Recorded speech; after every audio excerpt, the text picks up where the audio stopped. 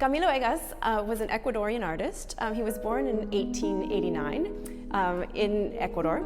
But the most important thing about Egas, I think, is his transnational perspective on art making. He lived in Quito and studied at the School of Fine Arts in Quito, and then received a scholarship to study in Rome and then in Spain. Later he returned to Quito, then had spent some time in the 1920s in Paris, returned to Quito again for a short period, and then went on to New York. His art making was impacted by all of those international experiences. So he experienced art in Rome, in Spain, in Madrid, in Paris, and the avant-garde movements in Paris in the 1920s, and then was right in the middle of new developments in New York City in the 1920s and 30s.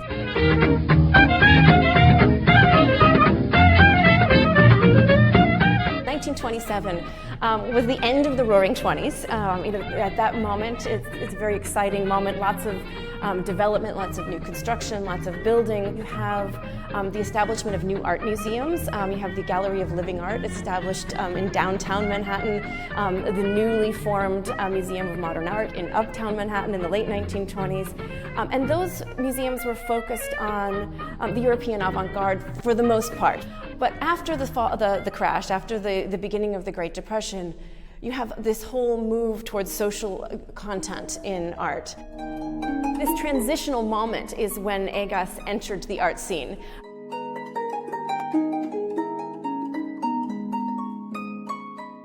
He was instrumental in a movement known as indigenism. Sometimes it is used simply to refer to this idea of art that uses images of Native Americans as a means of projecting a national identity for countries with a large Native American population. And so it's associated with issues of cultural identity.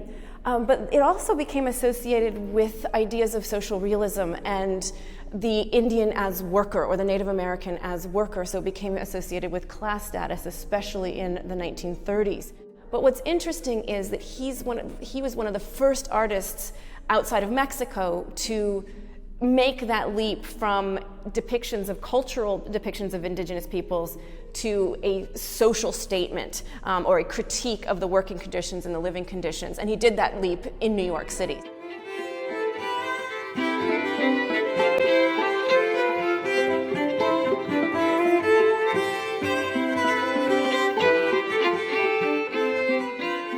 He arrived in New York City in 1927, and within 2 years he was teaching classes at the New School starting in 1929. And by around 1932 he'd become integrally involved in the school and was instrumental in founding what was known as the art workshops. They were interdisciplinary courses. There were many teachers involved in these art workshops over the 30 years that Egas was connected to the New School and a teacher at the New School. This became his major career focus, was working on these art workshops and teaching. They have various different classes, more traditional classes in color theory and painting technique, but Egas also taught a class in mural painting, which was very much in line with some of the interests at that time period in the Mexican muralists and their work that they were producing in the 1930s. And so he was involved in these art workshops, again, like I mentioned, for over 30 years, all the way up to the 1960s, in hiring artists like Stuart Davis, like Bernice Abbott, like Kuniyoshi. So many of these very important names in New York City were associated with the New School and involved with these workshops that were founded and established by Camilo Egas. 1928, the New School lost its lease, which would seem like an unfortunate event, but it actually led to a brand new building. That year, Alvin Johnson, the director of the New School, commissioned the architect, Joseph Urban, to build a new modern building. Alvin Johnson's vision was to have this modern building incorporate art within the architecture. So to have an integrated building with both modernist design and modern artwork. So he chose 3 artists to create murals. The first 2 were Thomas Hart Benton, a North American artist, and the second was José Clemente Orozco, one of the Mexican muralists.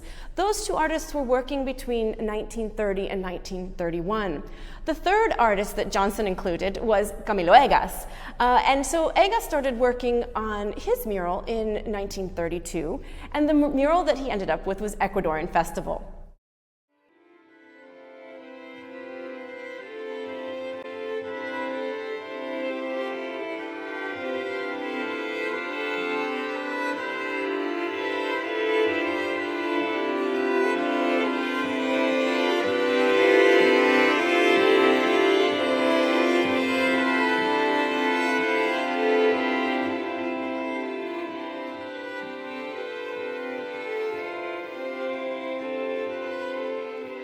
Ecuadorian Festival was a site-specific mural. It was designed to fit in the space in the anteroom in front of the dance studios in the basement of the new school. So the theme of the mural relates directly to the theme of dance.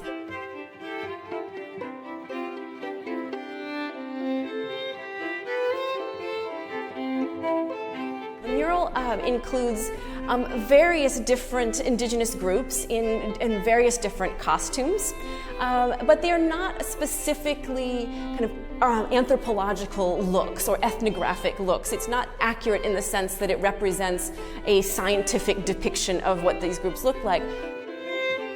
Egas drew on various different customs throughout Ecuador and created a mural that was more about a national cultural identity that mixed various different traditions from throughout the country.